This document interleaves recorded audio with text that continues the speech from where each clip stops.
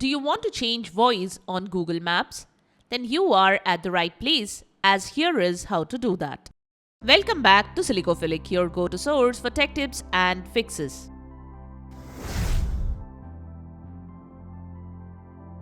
Method 1. For Android users. Open the Google Maps app on your smartphone device.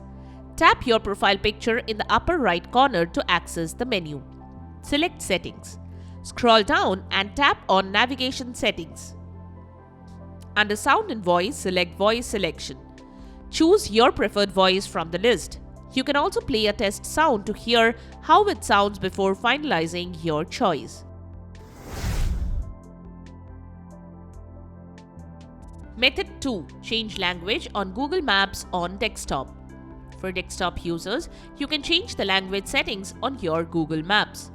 To do that, click on the hamburger menu from the top left. Select Language. And there you have it. The methods to change voice on Google Maps.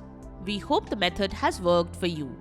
If you found this video helpful, don't forget to give it a thumbs up and subscribe to our channel for more tech tips and troubleshooting guides. Leave a comment and help others know which method worked for you. Thanks for watching, and we will see you in the next video.